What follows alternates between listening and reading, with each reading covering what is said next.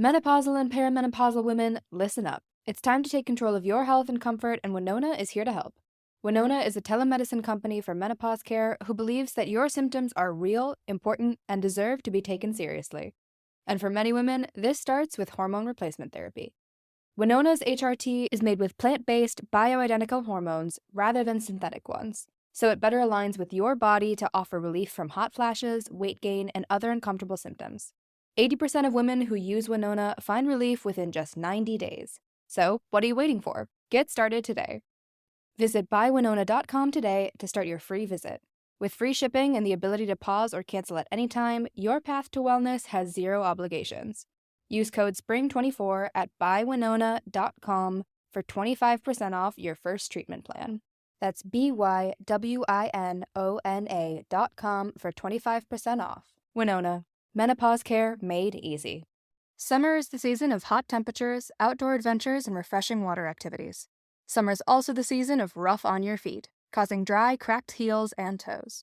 Introducing Babyfoot, the original exfoliation foot peel that contains 16 natural extracts formulated to remove dead skin cells in 3 easy steps. Apply the booties, relax for an hour, then wash your feet. In 14 days, you've got baby smooth skin and your feet have never been softer. Letting dead skin cells build up over time is hazardous to your foot health. Our professional-grade DIY products, like our original exfoliation foot peel, our men's foot peel, or our moisturizing mask, are some of the best foot care products on the market, created with your foot health in mind. Pamper yourself with a spa day from the comfort and convenience of your own home with Babyfoot.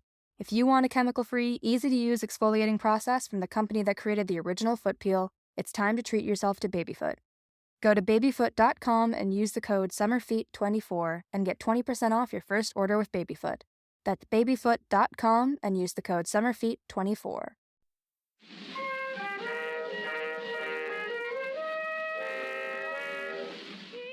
Hello, and welcome to Too Stupid to Live, a podcast that reviews romance novels $5 and under. I'm your host, Becky Feldman, and who is ready to take a carriage ride back to the pioneer days, where the Oregon Trail wasn't just a computer game that I was pretty good at, but it was an actual pilgrimage that, to be honest, sounded so terrible. But, if I were to be on the Oregon Trail for real, and I had to bring one person with me, it would be today's guest. She is a brilliant actor, writer, improviser, Erin Whitehead. I am sure you've laughed at her tweets, and she just came out with a new podcast that is newly called Outbreakdown. And since the pandemic started and, we're finding different ways to socialize with people, I know a lot of people who are just like, hey, remember phone calls? Remember when we used to call people on the phone? Well, guess what? You'll be pleased, those of you who say that, because that's exactly what Erin and I did. We talked over the phone. So I'm basically saying this because maybe the sound quality isn't as great.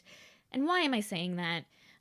Because, before the pandemic started and I would go out on a slew of internet dates, a lot of the guys I would tell them I had a podcast and they would listen to it later on, and their one compliment was always the sound quality was good. Okay, thanks. So I guess what I'm saying is, for the few of you that I went out on one date with, just so you know, the sound quality may not be up to your level, but the quality content, let me tell you, is up to everyone's level. So the book we are reviewing today takes place on the Oregon Trail, and it is titled Mary's Musket, which, of course, a book titled that takes place on the Oregon Trail. It is written by Kirsten Osborne, and it is currently $2.99. So before we get started, I just wanted to tell you guys about a new contemporary romance that's out. It's called Island Affair by USA Today best-selling author Priscilla Oliveras. She is known for writing super sexy and sweet romances that feature Latino characters. Let's face it, for a lot of us, traveling this summer is probably not going to happen, but you know what? That doesn't mean you don't deserve a good, fun beach read. If you're a fan of the fake boyfriend trope, then I know that you're going to enjoy this romance about a social media influencer who convinces a firefighter paramedic, two sexies for the price of one, to pretend to be her fiancé in front of her family. Island Affair is available now where you purchase your books, and you can also visit prisoliveris.com to learn more about the author and her stuff. So, wagons ho. Is that what they say? I don't know. But anyway, wagons ho, and please enjoy this review of Mary's Musket. Well, Erin, welcome to Too Stupid to Live. Becky, thank you so much for having me. I'm so excited you're here. Thank you for joining me in these like unprecedented circumstances. Okay, so I usually ask my guests before we begin, have you before this book ever read a romance novel before? Yes. Well, maybe I wouldn't say full-length novel, but when I was like 18 or 19, I stayed at this beach house rental that my friend and her family had rented, and we came across these Harlequin? Yeah. I can never say that word. Harlequin. Yeah. Romance novellas, which is great because they essentially just get to the point. And we spent the full week, I think, taking them down to the beach and reading them out loud to each other, and then we photographed ourselves reading them to each other. We had a friend come over and we got dressed up in what we thought was sexy, and we took pictures of her reading the book and me listening. That is so cute and adorable. And how old were you again? 18, 19. Oh, okay. That's also look, it's funny because a lot of people use these books to kind of figure out their sexuality a little bit, and you were doing it, you know what I mean? Well, I was definitely not doing it. Oh, okay. No, but not that, but not having sex, but being oh, sex is a thing, and I'm reading about it. I'm going to dress up like it. Well, we definitely didn't dress up we didn't dress up like the Harlequin novel. I think we thought it would be, we found our friendship very charming and adorable, and it truly was. But I think for us it was more oh, it's so sexy. Two friends who are reading romance novels to each other. We don't need a man. There was a very kind of this is sexy because it's just us. And we literally had one where my friend was peeing on the toilet reading the book, and I'm in the bathtub listening. We were just this is adorable. That's amazing. Oh my God. Have you unearthed those pictures recently? Have you found them? Oh yeah. I have these photos. I will not post them. Oh, of course not. There's another human in them. I have posted a couple where I cut her out. And they're insane. Well, we thought were sexy faces too. I remember at the time, we had a party at her house when her parents were out of town. Although her parents were the type where I think they gave us permission. And so these friends of ours came over, and this one guy, we were showing him the pictures. They weren't nude or anything, and we're showing him the pictures, and he kept critiquing them. He would look at me and go, "You got to try to be more like her. You aren't sexy. What are you doing here? This isn't sexy." And then he got to one and he was like, there we go. Now you're trying. What a fucking asshole. Sorry. Really, I mean, I'm sure he's a great guy. No, he's still horrible to this day. Oh, okay, good. And it's so funny because I'm just way to suck the fun out of a photo shoot that was for us. But then clearly we showed it to boys, so there was a little bit of it's for other people. It's such a funny age where you're you spend so much time with your girlfriends enjoying each other, but that enjoyment often is planning how to get boys or to see boys or drive by places boys might be, and it's but the fun of it was being with your girlfriends. That whole time for me, I'm from junior high through early 20s, for me it's all about best girlfriends and just how amazing those conversations were and those connections. But they truly did, I think, mostly revolve around schemes to get guys. Yeah, that's awesome. Which never worked. Yeah. Okay, so I asked you okay, what genre of book are you interested in reading? And you chose a pioneer romance, and I have to ask why pioneer? Do you have a connection to it? Well, when you asked, I think we had been in the quarantine for like, 3 weeks or something. Mm-hmm. And I had truly only been able to start reading a book past like 3 paragraphs without my mind spinning into like really horrifying hypotheticals. That first couple weeks I was like, read a book? There's no way. I can barely read like an Instagram caption. Uh-huh. And so then my mom had this book by Sandra Dallas called The Last Midwife. And I remembered loving another Sandra Dallas book in my 20s called The Diary of Maddie Spence. Mm-hmm. I don't know if you've read it, but it's amazing. Okay. And they're like light, kind of well-written books that are like, everything's gonna be fine. Like it's engrossing enough that there is a plot to follow, and you're like worried for the characters and what is gonna happen, but they're not intense literature, and it was sort of like just my speed. And I think also, ever since this pandemic has happened, I truly can't focus on anything that isn't pandemic related unless it's like an era. It's completely different. Like I could totally watch a Jane Austen movie right now, and I got very into the Pioneer book. Mm-hmm. But I try to watch like an 80s movie, and I'm like, this just is too close. Like all I can think is like, do you know what's going to happen in 30 years? Yeah, totally. Or 40 years, I guess. Good God. Yeah, it's so crazy. Oh my God, I hear you. So yes, that was why I was already in Pioneer Land. I mean, there's something like quaint about it. Like I remember, because I really liked growing up, like Little House on the Prairie. Did you read those books? Yeah, I wasn't as much of a Little House fan, but we read the books, and I definitely watched a bunch of episodes of the TV show. Mm-hmm. Yeah. And then it also, I mean, this book that we're reading takes place on the Oregon Trail. Did you... Yes. My question was, did you walk across the Oregon Trail? Yeah, I did the Oregon Trail. I'm super into fitness, as you know. Sure. I've not walked. I read Wild, and I was like, ooh, I should go on like a really long hike. And in my mind, I was like doing a day hike by myself, and I figured that would be enough for me. And I didn't do that. Mm-hmm, I didn't even do that. So no, not the Oregon Trail. Have you walked on it, on any parts of it? I haven't. Like, isn't it just like Route 66 now? This just goes to show you how much history I fucking know. But like, no. I mean, I played the game, and I was like fascinated by the game, but I've never like you know what I mean? Like, I walked the Appalachian Trail when I was like in 8th grade, but that was like the only famous trail I think I ever like did. Really? Besides like LA trails.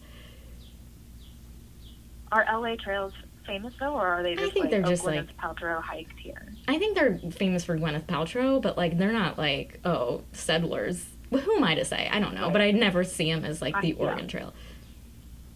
I have no idea. Mm-hmm. Yeah. Okay, well, maybe we should, like, get into this book. I'm gonna read a quick synopsis. So Erin and I, we read a book called Mary's Musket by Kirsten Osborne, which is currently $2.99. Here's a quick synopsis. Okay, so the Oregon Trail is no longer a piece of American history that was turned into a popular computer game. It's now the setting where Mary Mitchell, a woman who refuses to comply with society's expectations of women, finds herself being forced to marry Bob Hastings. Her physical journey may lead her to Oregon, but her real journey is learning to love. They kind of gave away the whole thing right there. I know. Well, she, like, gets married pretty quickly in the book. You know what I mean? That was sort of an amazing... Yeah, I mean, she set it up, and I thought, this book is going to be about someone who, like, at every turn is having to escape this marriage and avoid getting married, and she's going to make it, and she's going to get her own homestead, and, like, that'll be the happy ending. And instead it was like, I don't want to get married. Next page, I'm getting married. And yeah. I was like, no. And I'm fine with it. And I was like, well, we jumped that plot twist. Okay. I know. It was like so disappointing for me. But it kind of like trivialized the book a little bit. But anyway, okay, so we have like Mary, and she's like with her family. Oh wait, do you have a tagline for the book? Oh my God, I bet you told me I was supposed to have a tagline, and then my mind. It's 100. This is what I would call it. Okay. Mary fucks Bob, and I can read romance book. Wait, say that again? Mary fucks Bob, and I can read romance novels. Oh, I love it. Mary fucks Bob, and Erin can read romance novels. I love it. That makes me feel... not Erin can read. Oh. And I can read. Like, remember those I can read books? Because they're, like, the dumbest fucking thing. Oh, I see. Please don't say Erin can read. Guys. The whole time I was reading it, I was like, this is an I can read book. It was so simple. It was like, Mary didn't want to marry Bob. Bob wanted to marry Mary. Mary married. So Mary married Bob. It was fine. Then they were fine. Everything was good. I was like, what? There's no sentences just repeat. It was amazing to me. Yeah, there was no plot, no story, and then, like, it honestly felt like these old school, like I remember hearing about these books, like in the 1800s, where it was these books of, like, teaching women how to be, like, good women, and it's like, okay, if you, like, obey your husband and, you, like, do whatever do shit around the house, be a good girl, you will, like, have a happy marriage, you'll get into heaven. And it was like, this is what that book, like, reminded me of. It was like a lesson in learning to be a wife a little bit, even though, like, Bob was a little like, we'll work together in the world, but it was just like, what is this? He really did a turnaround on that too. I feel like in their first conversation he was like, I can't have a wife who's out working in the field and not making me dinner. The next conversation, he was like, listen, babe, we'll make decisions together. I'll vote whichever way you want to vote. You want to carry a musket? Fine. I'll learn how to wash dishes. And I was like, wait, did you go off and think about this? It was amazing. Yeah, it's just, like, kind of like, oh, we're just, like, watching, like, a couple, like, it's like we're watching, like, marriage therapy or someone in couples therapy, and it's just, like, getting better and better. Like, there's no, like, arc, you know what I mean? Like, there's no, like, dark night of the soul or whatever the fuck is in those books, you know what I mean? Or, like, that storyline, save the elephant, you know? Like, there was definitely a lot of, like, I feel like she kept having the impulse as a writer to set up conflict, and then she'd immediately panic and be like, I better solve it immediately. Mm-hmm. And where you were like, but you could stretch it out a little bit and make the characters work for it, maybe put them in a little peril, but no, nobody was in peril. Like, anytime a problem arose, it was swiftly dealt with, usually on the same page. I know, totally. It's like someone broke their leg, and then it's like, oh, they're fine. Yeah, and then the characters that she did kill off, it was like, it was in the most unemotional way. Mary would be like, she was worried that her friend was so emotional about the deaths. But then, of course, that was better than being unemotional about the deaths. And then, like, that was the end of that topic. Right, totally. And it was like, yeah. And then also, can we talk about Mary's mother for a second? Oh, yeah. I mean, there's so much. Yes, of course. Let's talk about Mary's mother, who called it the Trail of Death. It felt so like, what happened? She wasn't wrong. No, and then, like, her she's 100% right. Like, I feel like Mary is like came back. She did, like, an Outlander situation where she was, like, from 2020 and she went back to this time period and is like, this is fucked. What am I doing? So basically, our main character, Mary, she's, like, forced to go on the Oregon Trail, like, with her family. And Mary wants to be, like, alone and have her own homestead, but her dad is, like, who we don't even see that much. He's like, you have to get married. And so she's forced, so it's basically, she's, like, a mail order bride, but, like, not really, but, like, whatever. She's forced into marriage. And, Mary's mom, like, has this nervous breakdown because she's like, I'm seeing death left and right. Like, my husband is forcing me to go on this trail and I hate it. And she fucking, like, loses her mind. Yeah, she loses her mind. But what made me laugh, and I guess this is true overall throughout the book, was, like, I feel like this was the author's attempt at feminism, because it basically, she kept referencing, like, you know, Mary would see her mom's plight and be like, well, that's why I don't want to get married, is your husband makes you do things. And then she has this realization that it doesn't have to be that way, and that's her parents' marriage. And, like, it was one of those books where, I mean, because I think you and I probably share this, that we watch enough period movies or read period books that, depending on when they're written, there's going to be some like modern thought inserted into it. But if it's done well, it's sort of like you're sort of just like revealing the truth of a time in a way that still feels really authentic to that time. And then there's this where where she was like, sometimes I'll say things that really fit the era, and then most of the times I'll use idioms and phrases and like literally lift things from like modern therapy terms and just stick them in a book that takes place in the 1800s. Yeah, totally. It felt like she had like a really difficult time like being like, I want to write a book about the Oregon Trail, but I also want it to be, because it's published in 2020, but I also want it to be like relevant for 2020, and I'm like, times it works, and there are times where it just like feels a little like it doesn't work, and it's like, I see you tried, I appreciate it, Kirsten, I appreciate it, but it's like not.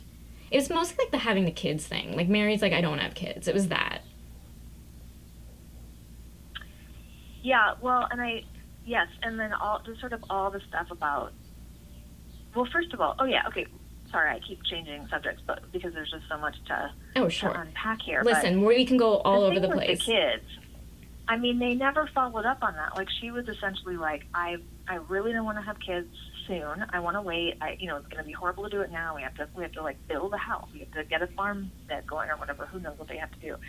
And then he was like, hey, if you know a way of controlling it, fine, but I'm not going to wait. And they basically had that conversation where he was like, I will rape you unless you actually consent. And so their whole sex life is basically her going like, I don't want to get raped, so I will consent, which is not exactly consent. But then they never revisit how she's going to avoid having kids. So I think we can assume she's probably pregnant after the first night. I mean, they're not doing they're not pulling out, they're not using orange peels as dilators, diaphragms. That's a thing. Which apparently is a thing. That's a thing people apparently, I mean, listen, I'm not, for those of you out there in quarantine with lots of citrus from your weird grocery delivery, I'm not suggesting this. But yeah, apparently something about the citrus,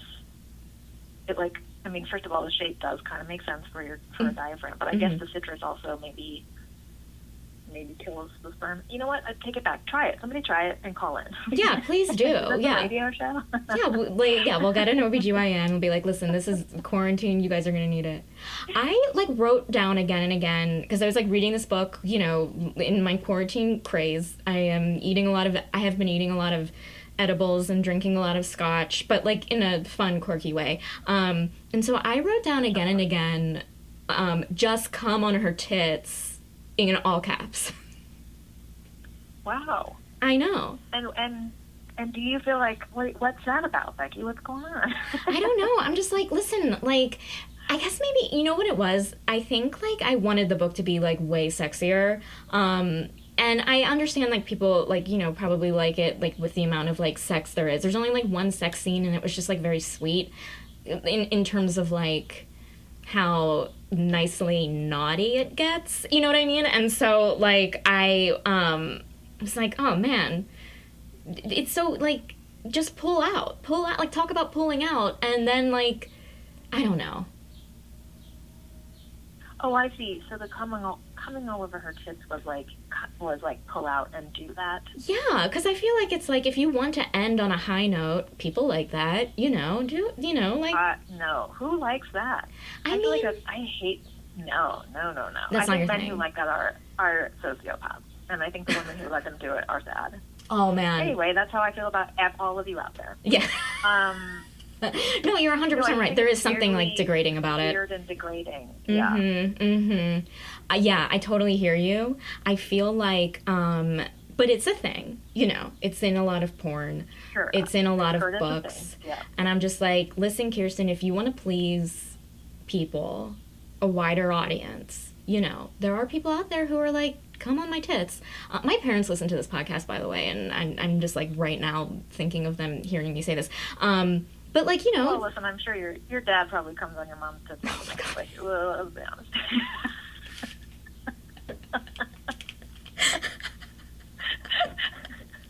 I died. I'm dead. This is the last episode I'm never gonna do.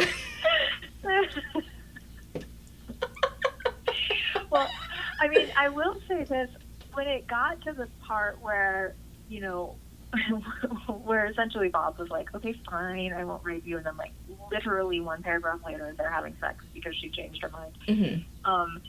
I was shocked because I thought I got to it, and then she's like, Bob was surprised that Mary reached immediately for his erection, and I was like, oh, they're actually going to put a sex scene in here. I kind of, because you said, hey, this is not one of the more risque ones when I chose it, and I was honestly fine with that. And then it got to that, and I was like, oh boy, here we go. It's gonna, and then I think it just cut to like right after, she kind of skipped the whole thing. Yeah, she skipped the climactic moment, and then that was it. And then you didn't have any sex scenes again. Yeah, I mean, yes, it was after that. It was only referred to as like they would wash each other in the river, and then Yeah. Yeah, I mean, I wanted a river sex scene, and then okay, can we talk about that sex scene itself, because it did make me, I guess, slightly uncomfortable when she's getting connecting with Bob, and then she's like, I need something but I don't know what it is, and I just I don't know what it was, but it made me it made me uncomfortable. I know what you're talking about. Mm-hmm.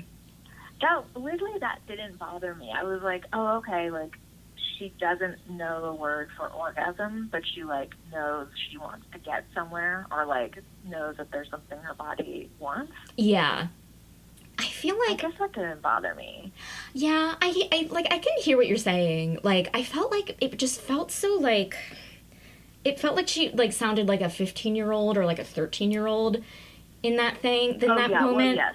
And I was like, oh, I don't know. In a way, I guess they kind of were, because, I mean, according to her, she only knew about sex because she'd seen cows and bulls do it. And my God, that was a big runner, too. She couldn't drop the topic of having seen a cow and a bull do it, and how the cow didn't look like she was having fun. And, listen, as a throwaway line or, a one-time conversation, but she and Bob revisited that cow topic a lot of times. Yeah. Mm-hmm. And it was maybe put it to bed. You finally had sex. It's not what cows say. And then the author was like, no, we're going to talk about cows. That was so, yeah.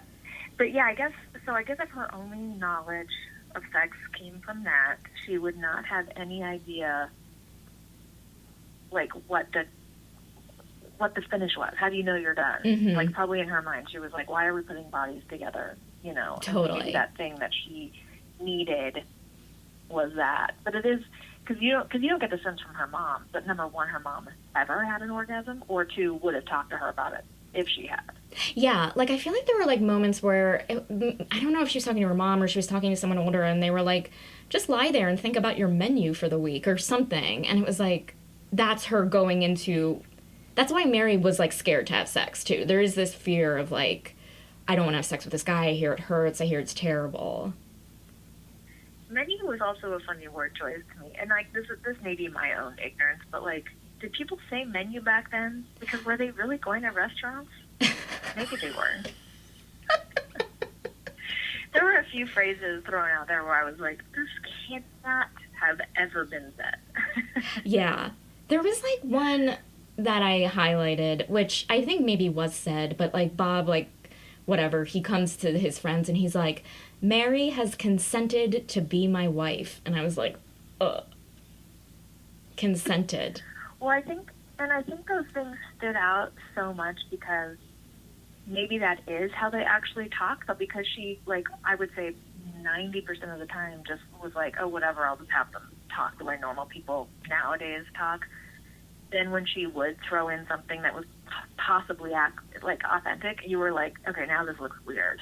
Yeah. Uh-huh. Yeah.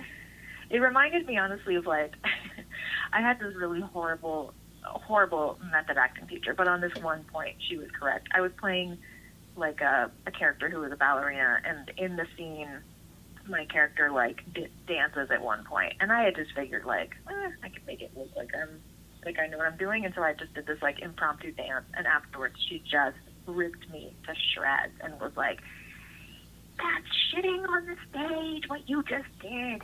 You are not taking care of your character." Like, she was so angry at me. And I mean, it was a little bit of an overreaction, but it was true. It was like, oh yeah, like, you can't just phone in knowledge about a subject that needs to look very realistic. And that's essentially what she did throughout the whole book to me, where she'd like throw in something that she was like, "Ooh, this is from the 1800s." Like, I'm not going to research anything else. Yeah, totally. And like, I can understand, like, you know, maybe people are okay with that, like, whatever. But I felt like with this, like, I don't know, you're so right. Like, I wanted more, like, research as to what was, like, happening, like, what courting was like, and, like, I don't know. Yeah, well, I think that's the fun of that era. You really do want to disappear into it and have it feel, I mean, at least like the descriptions of everything is, you know, are real and not just sort of like, someone died again. Oh, okay. Also, can we talk about the diary element of this? Yes. Because every chapter started in italics with her writing in her diary. Mm-hmm. And then it either was just a diary of exactly what we had just read in the chapter, or we then the chapter would start and it would just repeat exactly what she wrote in the diary. And I was like, this can't be the best use of your space. No, yeah, and I think that's like one of the reasons why the book wasn't enthralling, is because like I know they're gonna like live happily ever after, but yeah, with like those details of like, oh, I realized I love Bob, and then, like, we start the chapter, and she's like, Mary doesn't know if she loves Bob, and it's like, well, we know she's gonna get there. Yeah. Okay, yeah, so... it was... Oh, go ahead. Oh, go ahead. Oh, you go ahead. No, I don't think I had anything brilliant. I'll wait till I do. Okay. I have a question for you. So, like, okay. Everyone on the Oregon Trail, like, has their jobs. Like, Mary was, like, watching the kids. Like, Mary's mom was, like, doing laundry or whatever. Like, what would you... Like, you're on the Oregon Trail. Like, how would you want to contribute? Like, what would you want, like, your job to be?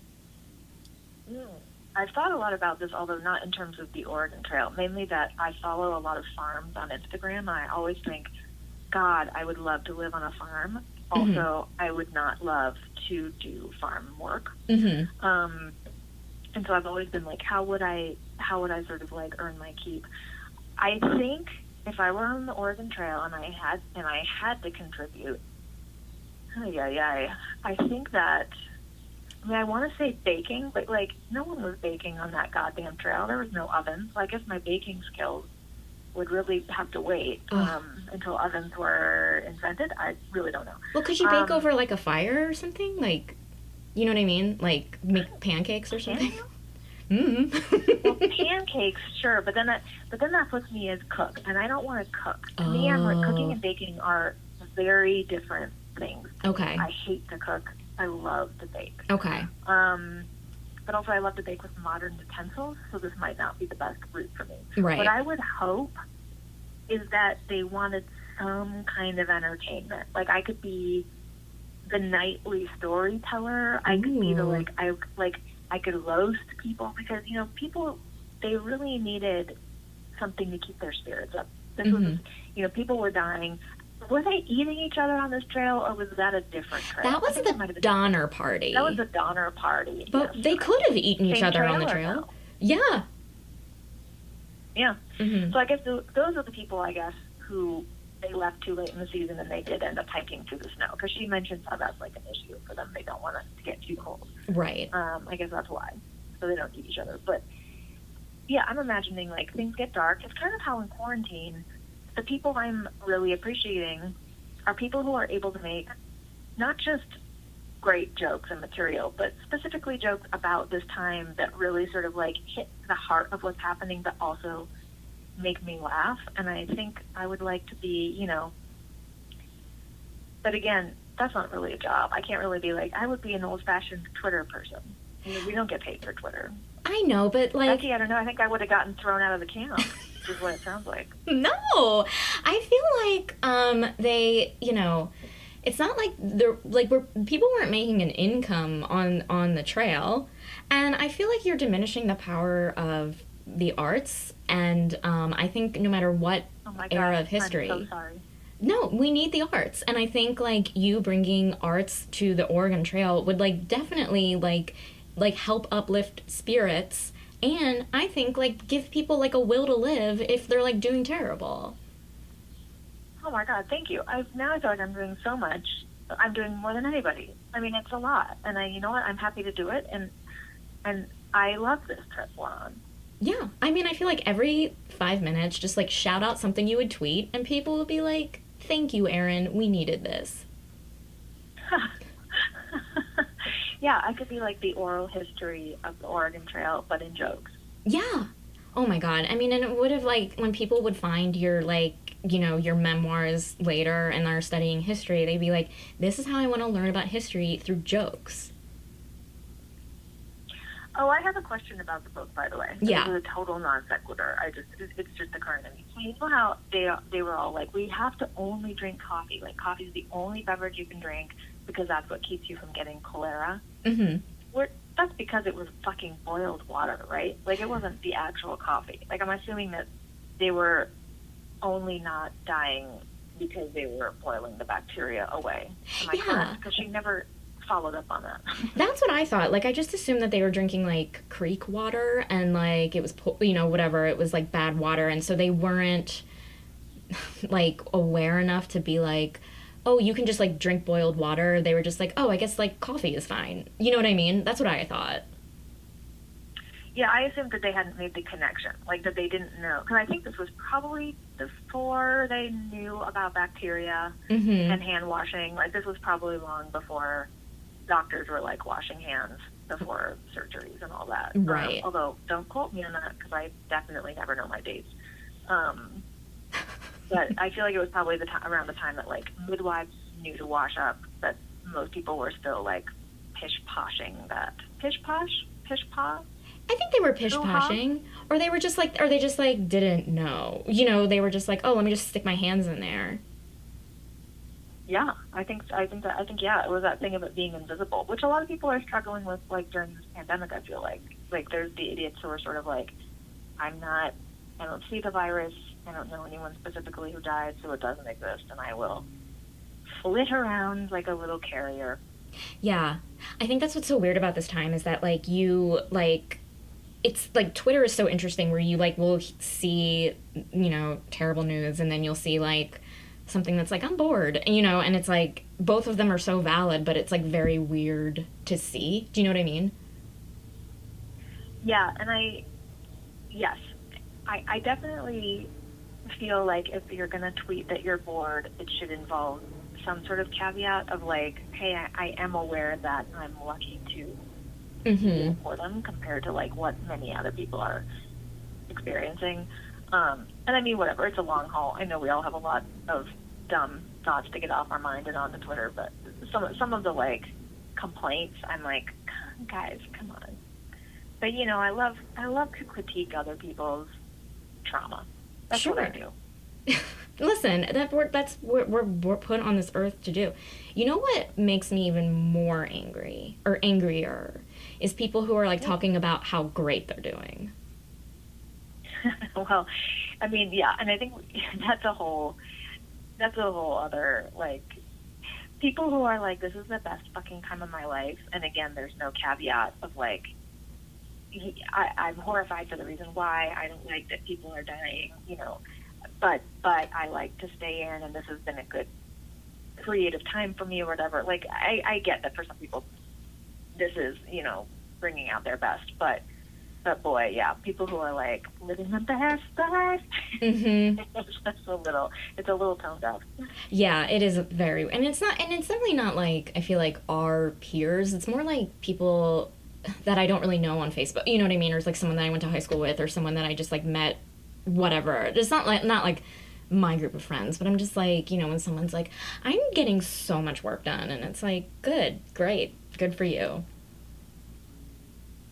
Yeah, well, and it's funny too to hear everybody sort of like, I think what people are feeling stressed and feeling upset, they go into advice mode. And so that first week, I feel like it was all these tweets that were like, really? You can't stay home? Stay home. Write that screenplay you always wanted to write. Write that novel. Take a class. Learn to draw. And then truly within 3 days, there is the backlash of, this is trauma. You don't have to write anything. You don't have to do anything. You don't have to be productive. And now, of course, it's like weeks in, and I think there's this, it's more of a balance where people are like, I don't have to do some amazing, great thing, but this could be for a long time, so maybe I shouldn't watch Netflix and drink the entire time, you know? Right, yeah. I feel like just like people keep forgetting how unprecedented it is, and the longer the quarantine is, it is even more unprecedented. Like, we all don't know what we're doing. We don't know when it's going to end.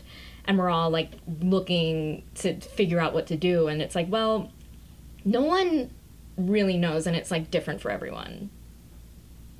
The no one really knows thing is so hard. I find myself still thinking like, somebody knows. Like, some expert is going to be like, okay, here's what's actually happening. Here's how this pandemic works, and here's how long it really will be, and like what you need to know. And that's the most terrifying part, is that that person doesn't exist. Like, this really is, as they say, a novel virus at a novel time. It's crazy. Yeah. And, okay, I'm going to totally segue into going back to the novel. Do you like that? Lovely. Lovely. I mean, yes. I mean, we just said novel. We just said novel, and I just wanted to bring up this one character who, she only, like, pops up, like, 2 times, but she's, like, the odd girl. Oh, I know exactly who you're going to meet. Yeah. That odd girl. All she says is she goes up to, like, a few times, goes up to Mary and Bob, and it's just like, I can't wait until you guys start your lovemaking. You're going to make beautiful kids. Yeah, and she says something to Bob in the first chapter, like, I think it was probably much the very same thing, and she's described as having a peppermint stick sticking out of her cleavage, but that she's only like 13, and then she like dances alone, and Bob notices that most girls don't like to dance alone, but she does. I kept thinking, oh, she's a specter, like she's gonna be. We'll find it at the end that she doesn't exist, or she was like some sort of love Cupid. And then nothing. Like, she shows up 3 times. She's a weird girl with a peppermint stick in her cleavage, described that way every single time. Mm-hmm. Apparently prophesizes, and then that's it. That no follow through. Yeah. I will, like, totally, I will say that she was my favorite character, though, because I'm just like, this woman, her brain is going a mile a minute, and I'm here for that. Yeah, I mean, she was definitely the most interesting thing, and that's why I thought it was so odd that she was just sort of, like, dropped in there and then not completed. Yeah. Like, when you... This is what I found myself, I will say, more than visualizing the story, because I wasn't gripped by the story. I found myself truly unable to not picture this author and, like, where she lives and what her life is. Mm-hmm. And in my mind, I picture her in kind of a sad apartment with, like, a lot of knick-knacky stuff. I picture her doing a lot of staring at bad daytime TV between, like, getting back to work on her novel. Mm-hmm. And in my mind, this was supposed to be a much longer book, and she lost speed. Like, lost steam. Because with stuff like that, I was like, did you put that in because it was going to lead to something else? I mean, I may be giving her too much credit, but there were just things in there where I was like, I mean, and maybe it's the thing of solving all her plots so quickly. She was like, well, God damn it, now I have to think of something else that's going to be a problem, and then she freaks out and she solves it in a paragraph, and then she's back, she's like, oh God, I have to think of something else, and maybe she was just like, this is a novella. I'm going to keep it as a novella. Totally. I don't know. Yeah, I mean, it is a series, so it's like, oh, okay, maybe, like, this, in the end, like, the 13-year-old girl turns 18, and we see her story, and she becomes, the amazing person she was meant to be. But, yeah, I agree. Like, I feel like it just, like, felt like this, like, I know that's a series, but it just felt like this, like, she didn't know where to put what story, No, and even in a series, you usually plant enough seeds that there's a hint that we are going to get the end. I didn't get any hint of that. Like, Me neither. There weren't things where I was like, oh, I can't wait to find out what happens in the next book. Right. Personally. There was one... Does the author listen to your podcast? Have you ever had when you've recorded, have you ever had an author reach out and be like, I listened? No, I don't. Because, like, I think, like, authors, with the exception of maybe one, well, there was one who, Courtney Davis and I, like, reviewed, the first time Courtney was on the show, we reviewed, like, really bad erotica, and so, like, that author was like, thanks for reading. No, not, like, authors don't really reach out, because it's like, they don't want to see reviews, and it's like, you know, like, it's just, like, not a thing that happens. I mean, I obviously can't, like, say every author, you know, doesn't do it, but I just feel like, for the most part, they don't. Yeah, I kind of wondered with something like this. I mean, first of all, since I don't read a lot of romance novels, I may be completely, like, out of the loop. Maybe she is a very well-known novelist who doesn't have time to be listening to things, but based on what I read, I would think maybe this would be the first time she's ever been mentioned in a podcast, and maybe she'll be thrilled and then really disappointed. No, I'm kind of like, you know, authors put themselves out there.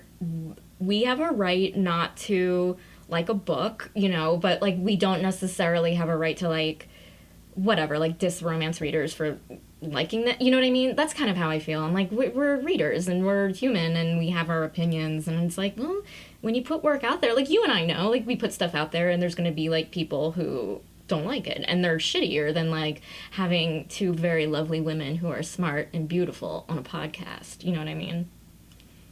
Sure. Yeah. Ay. I know. Okay, well, I feel like, is there any other subject you want to tackle as part of Mary's Musket? I mean, just when you said the title, I remembered her penchant for hunting. I mean, that girl loved to kill an animal. Like, like it was sort of her stress release is what it seemed like. She liked to go off and get a good kill in. Yeah, I liked that. I was like, that's cool. I thought it was a funny thing not to really, like, delve into. But then also maybe back then it wasn't weird to, like, get your jollies off by taking a life. And I say taking a life as someone who eats bacon. So this is not fair on my part at all to judge this. But there is something creepy about, like, oh, I'm gonna watch something die, maybe? Or maybe she's like, oh, cool, I can, like, feed everyone and they're gonna be, like, happy. I hope that's what she's thinking, and not, like, I love this. Like, she did like that element. She was really mad when that preacher shot a buffalo before she did. She wanted to get the first buffalo. Yeah, she's, like, very competitive with the guys, and it's like, I get that. Yeah. Well, okay. Do you have any, like, final thoughts on the book? Overall rating, A through F. You can, like, rate it, like, how, on, like, enjoyability. I made up that word. But you can, like, rate it on, like, how much, like, you enjoyed it. I'm sorry, what was the rating system? Did you say A through S? A through F. But if you want to give it an S, go F. ahead. Yeah, if you want to give it, go ahead. I thought, oh my God, that is so many. I apologize, but I'm gonna have to give it an F. Yeah. I did not. It wasn't riveting, and it didn't stick to its era, and it was rough. It was a little rough. Yeah, I feel like rough with an F. Yeah, RUFF. Honestly, I kind of I give it like a D. I feel like this was one of like and I've read, you know, a lot of self-published stuff, but I feel like this was like not one of my favorite books, and I can't believe I'm saying that because most books are my favorite books. Well, you do give high ratings in what's the little app where Goodreads. Yes. I will often see Becky rated something 5 stars, and I'm like, she really loves life. Like the way, like your enjoyment of books. Every single time I see that, I'm like, how great for her that like you're liking so much stuff that you're reading. Yeah, I definitely.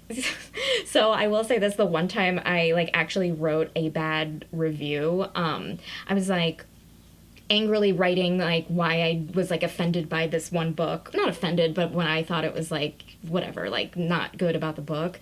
And, like, really fired up. And I was, like, telling someone, I was like, I just left a bad rating. And they were like, how many stars? And I was like, 3.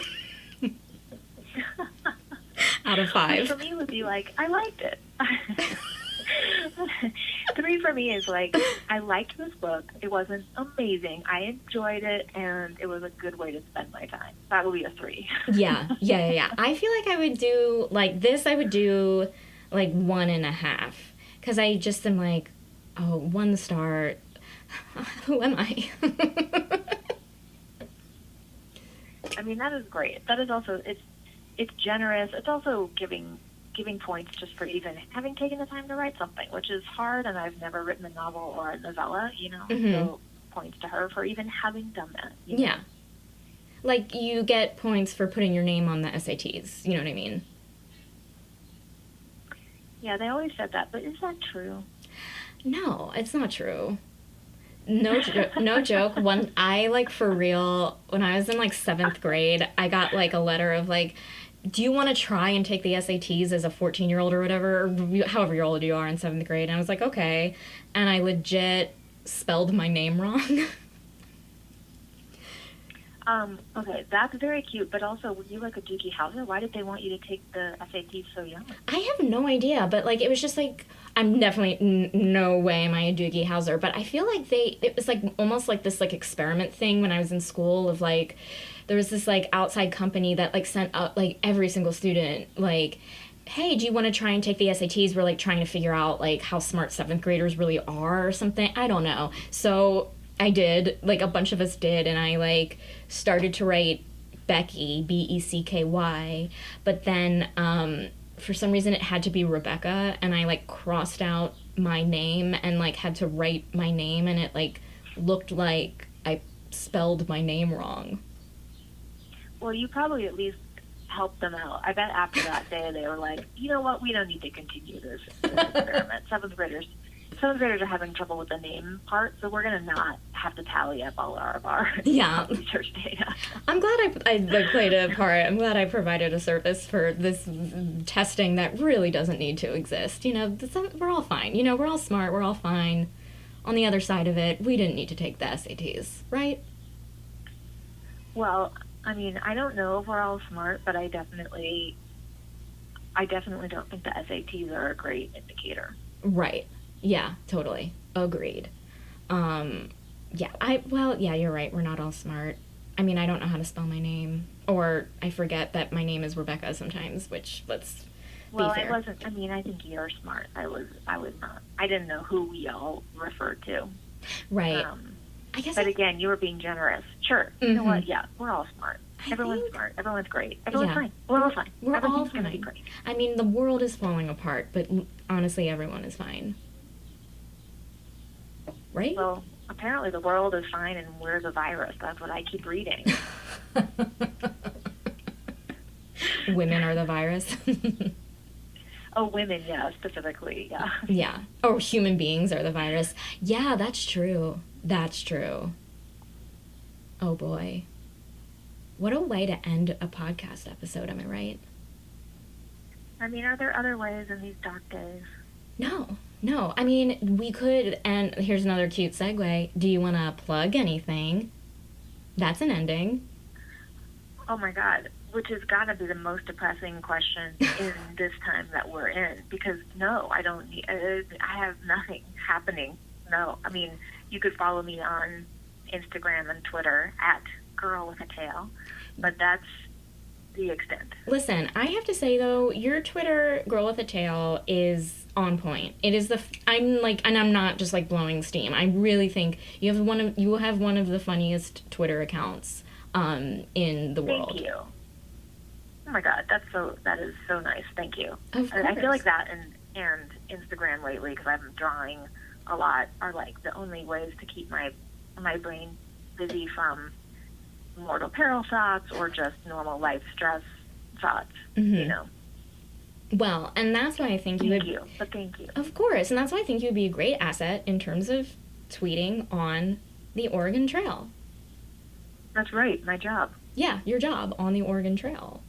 I would be your agent. That's my job. My job would be your agent. You are signed to my agency.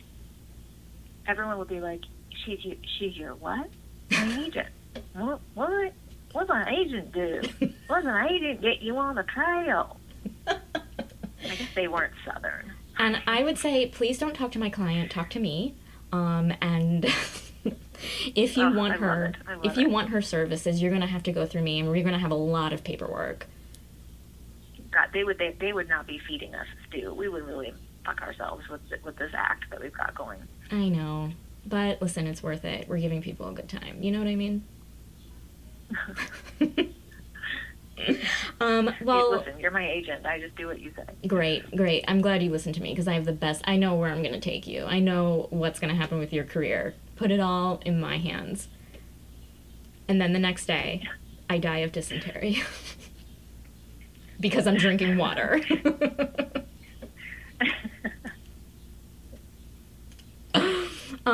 Well, Erin, thank you so much for being a guest during these unprecedented circumstances. This was so much fun.